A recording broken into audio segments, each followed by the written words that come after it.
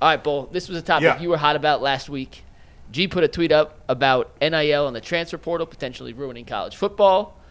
You sent me a clip this morning that we're going to play, and then we will dive into it with Dustin, our college football announcer on the show. Yeah. So here's the clip you sent me this morning. Do you want to set up the Kirk Herbstreit clip, or should I just play it? Just play it. Go ahead. All right, this is from Kirk Herbstreit. When I played, players had zero rights for the majority of college football. You just do what you're told, and, it's like you're in the Marines. Yes, sir, you may have another kind of thing.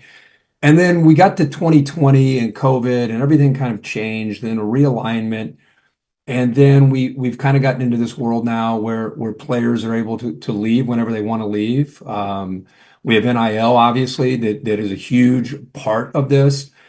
But if you even follow the NFL model, the players have restrictions. Like, you can't be on the Bears and just say, "Oh, the hell with this season. I'm going to the Lions." Like you have a contract. You have to follow the contract. The NFL has very stringent rules. This is what we do as a teams. This is what you're allowed to do. This is what the players can do. So this whole idea of the players in college just doing whatever the hell they want to do isn't the right thing. Like it's not like my kids. I had 4 sons. If my kids at 12 years old said, "Dad, I'm taking the car. See ya, I'm going to a party," at 12, I'd be like, "What are you talking about? You can't do that." The world we live in today in college football, it's kind of like, "Screw you, I'm taking the keys." And the coach is kind of like, "Well, okay, he's going to take the keys. What am I supposed to do?" I mean, you have zero power.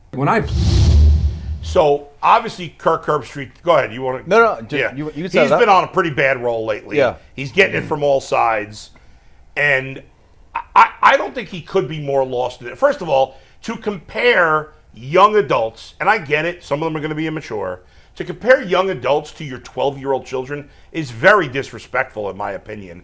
NIL and transfer portal are always conflated and put together, and they shouldn't be. Yeah. So I think a little hyperbole in his 12-year-old comparison. I don't think he really meant that. But I do agree. There's a lot of things I don't agree with Kirk on. Yeah. This I tend to agree with a lot of what he had to say in terms of how this has changed the game, how coaches have to deal with players with kid gloves, how you're always worried about what a kid's going to do. There are no restrictions. It is the wild, wild west. Yeah. And it eventually will, at some point, I'm sure, have some guardrails put in, but it ain't happening overnight. Here's what I would say. Before this happened, was Kirk Herbstreit worried about the fact that the players were in a position that they could have their scholarship taken away at any time? Nope. That if they had a bagel and cream cheese paid for them, they might be in violation of the rules? Nope. Was he worried that coaches who had contracts could basically leave their college whenever the hell they wanted? They could lie to their players and say, "Hey, I'm going to be back," and then 2 weeks later go. He wasn't worried about any of that stuff. I continue to ask for the people that think there should be all these strict rules. I don't think First of all, college football is totally to blame because they ignored this forever, and now it's been forced on them, and they're like, "This is not good." Well, you should have dealt with it 20 years ago. And so I'm sick of the hypocrisy from the college football people who are like, "We used to be in." I mean, what does he want? To go back to being an indentured servant? The players had to worry about the coaches all the time. He's worried about the coaches have to worry about the players. The players used to have to worry about the coaches. I get on the coach's bad side. I could be out of here and working at McDonald's next week. But how often did that actually happen? All the time. All the time. Is it really all the time? You should not be able to lose your scholarship because you didn't play well. If you get the scholarship, you should be assured of the scholarship. But I'm saying it's revisionist history, and Bull, you're right. For them to go back and have a problem with this when coaches have been leaving schools to do whatever the heck they wanted to do since the beginning of time. You had coaches being like, "Yeah, I'm going to recruit you." Guess what? 2 days later, if they offer me more money over here, we're out of here. You got screwed by a coach. Listen, I recruited. I went there. They're like, "Yeah, we're going to redshirt you." I'm like, "Cool." He's like, "I'm going to Wake Forest." And guess what? At the end of the day, you stay or you can go. My thought process is this. There's a lot of hypocrisy in it, but they don't say nothing. People got a problem when it's capitalism for everybody. It's good. If you telling me a young man, can go to the armed service and die for his country, he has the right to capitalize off his God-given ability in any way, shape, or form. We love the free market. The free market dictates how much you make. Stephen A. Smith could get $35 million. Skip Bayless could get $100 million. That's the free market. I don't hate on it because guess what? That means I got access to it. Instead of these coaches cultivating and having to be straight up and literally have to do their job, you just can't recruit 85 kids and stockpile them. Kids are going to go other places. Coach for a living. Hey, that's what it's called, coaching. Yeah. I have no problem. Like I've said all the time, I'm as capitalist as they come. Make every dollar you can. But you shouldn't be able to transfer every single year. You should get one. You get one if you screw up. Well, why? Why? People can change Could jobs you change your job every year? No, I have a contract. I have to stay for 3 years. So then give them contracts. Give them contracts. Fine. Okay. But there we that's go. what I'm saying. It's a two-way street. You should not lose your scholarship because you had a bad year because you got hurt. But also, you shouldn't be able to just jump around from school to school to school every single year. Way I would agree with that is if the schools paid the guys directly and they got contracts. Then I'd be fine with transferring. I love it. So we just solved it. Yeah. I have like 19,000 points. Go We ahead. have like 8 minutes. So Go ahead. No, we can go past one. I'll try to be. We'll skip OT. We go a little longer. Try to be as brief as I can. I mean, to your point, Adam, and you're right. This correction is way overdue. I mean, like the fact that we were worried about guys getting a free cheeseburger like 6 years ago. Yeah. The fact that Jim Tressel was fired and What on the happened cover. to Jim Tressel? That's crazy. And I don't want to go down that rabbit hole. right, sure. We all know. I'm not trying to relitigate that. It's insane. But things in life and throughout history, they will overcorrect, and this will at some point correct itself. It's not going to happen right now. Like this went way too far. It'll come back eventually. It shouldn't be the way it was. It shouldn't be nickel and diming these kids for a sandwich for Subway or you went over to the coach's house and his wife made cookies for you. NCAA violate. No, that's bullshit. Those days are over. Okay, we're in a time now where, yes, players deserve their rights. I think that just society, technology, everything has fast-tracked immensely in the last 5 years with every single thing. And so here we are. Players have a lot of power. Players have a voice. Okay, that's great. All these things are great. I think the problem is there are no guardrails to keep things. I mean, look, coaches like Nick Saban hates it. Dabo Swinney hates it. You know, these coaches that have, like you said, Garrett, have been able to get the top 100 players in the country every year. Just come on in, come on in. They're like Pac-Man, just eating up players. Nick Saban's doing plenty of commercials while he's hating on kids. So those days are over. Yeah. And now it's on the coaches to figure out you have to recruit different players. Yeah. Because you don't want every guy to be a 5-star looking for $1 million. Sometimes you gotta win with the 3 stars. That's right. You know, and that's sort of the we've seen it in college basketball balance. with guys leaving early. Yeah. There's been like a team like Butler. But Adam, here's the thing that has to happen. Go ahead. And this is what's not good for the sport.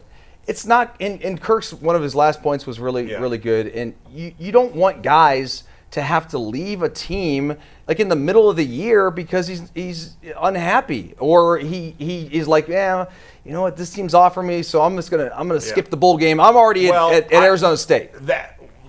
That's not good. Switching in the middle of the season. What people forget is that football is the ultimate team game. You've got 11 guys all doing their job, and when that one guy is selfish, then your team loses. What happened? What I would say though is that I think over time there will be a natural correction, not a forced correction. Oh, no, you're right. Where people will stop paying as much money for the second and third and fourth tier players. They'll get it. And so guys will just stop transferring as often because there won't be as much money. People eventually will learn their lesson. Right. Like I can tell you right now, I'm not going to name names, but I've got Power 4 coaches that have told me throughout this season. Yeah. Because these guys love it. They keep spreadsheets of the guys that leave their programs. Yeah. They keep track of how much money they made and how much playing time they got.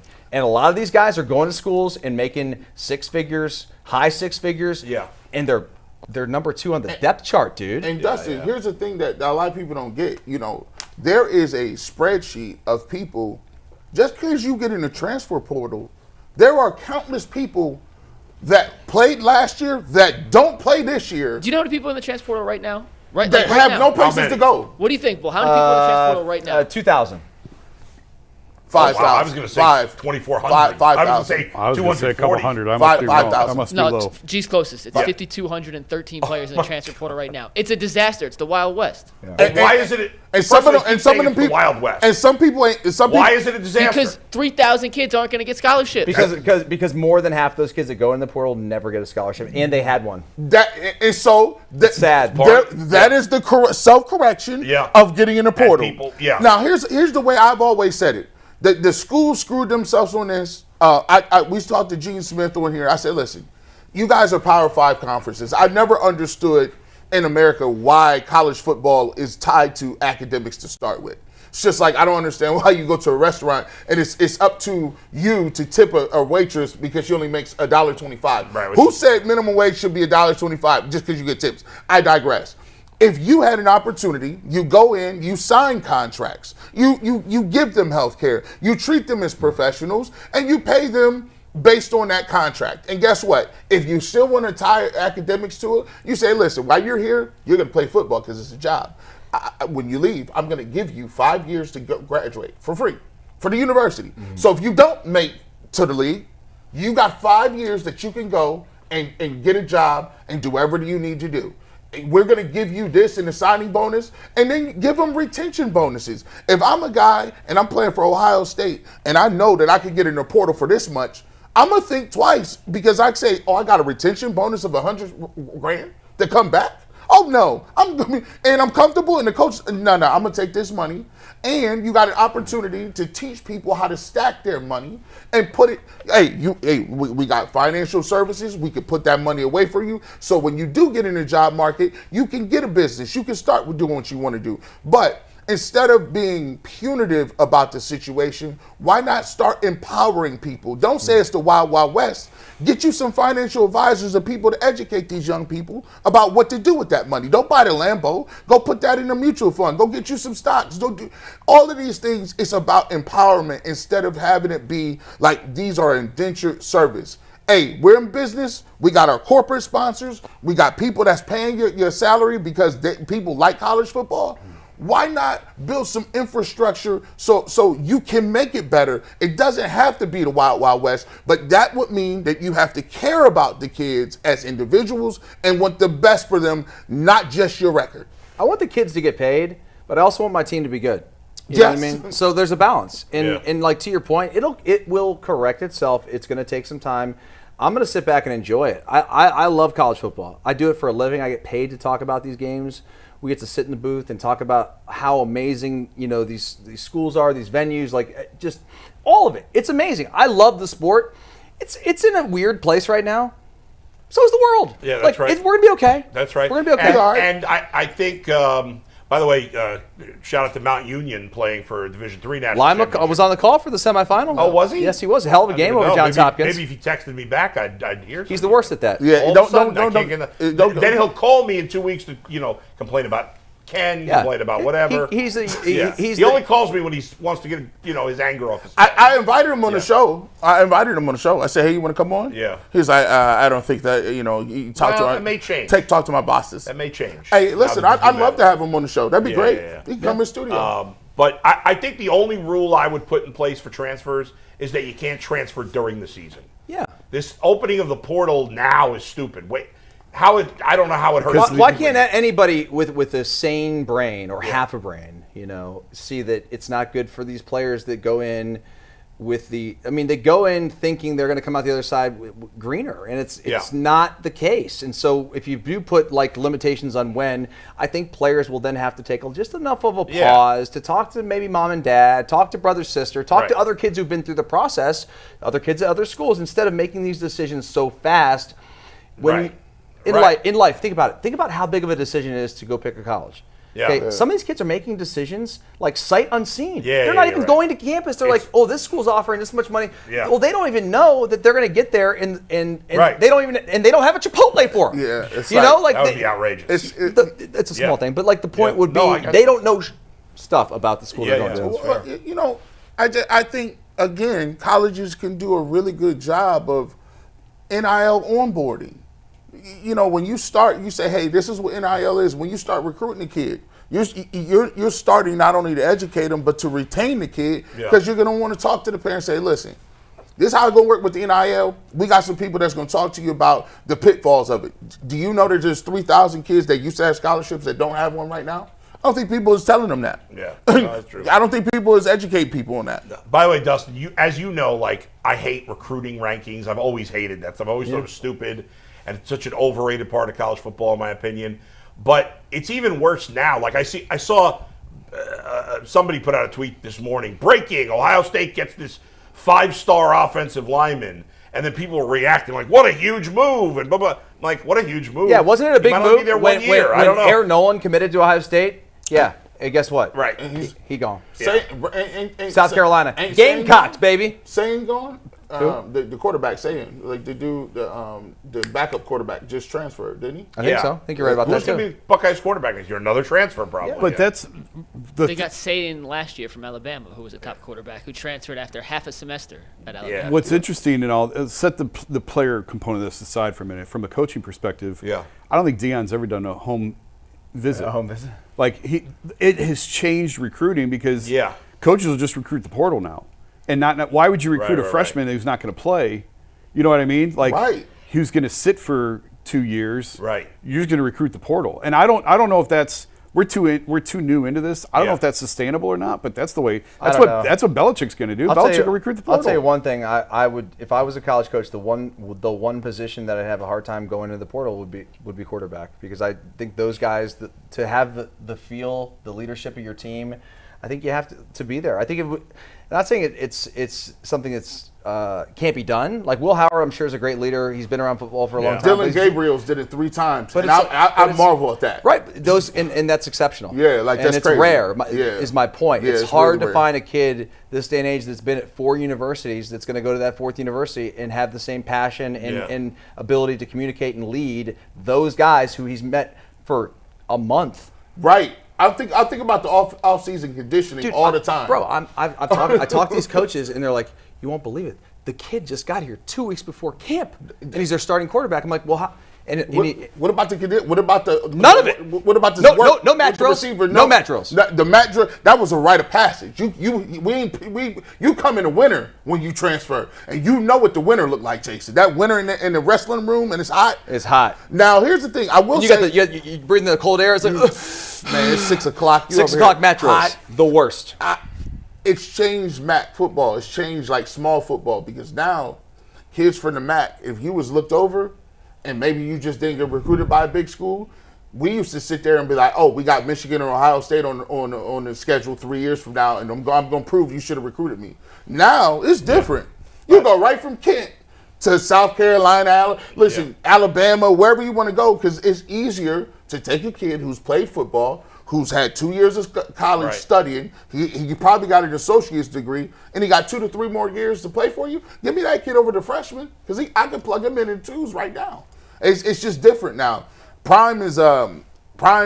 He changed the way it's done. I mean, he got a clean cheat code, because he got rappers and everybody. I'm doing Ohio games, and like, this Curtis Rourke kid's pretty good. All of a sudden, he's in the college football playoff. Yeah, right. Wow, That is unbelievable.